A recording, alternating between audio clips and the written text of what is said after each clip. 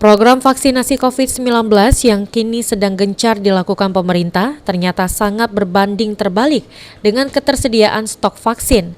Pasalnya saat ini stok vaksin COVID-19 di Sumatera Selatan sudah menipis.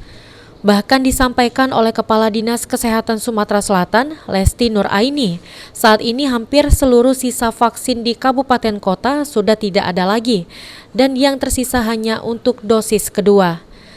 Atas hal itu, saat ini Gubernur Sumatera Selatan telah menyurati Menteri Kesehatan agar Sumatera Selatan mendapatkan vaksin COVID-19.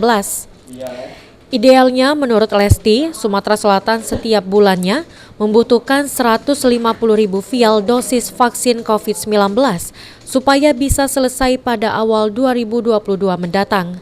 Ketersediaan vaksin ini memang terbatas.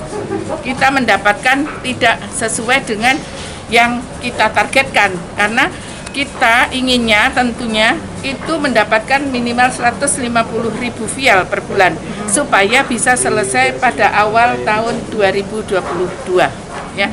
Ini Bapak Gubernur sudah menulis surat langsung ke Menteri Kesehatan untuk meminta pemenuhan kebutuhan. Sejak pertama kali dilakukan penyuntikan, Sumatera Selatan telah menerima vaksin sebanyak 1,6 juta dosis dan saat ini telah disuntikan kepada nakes, guru, lansia, dan masyarakat umum. Firman Hidayat, PAL TV.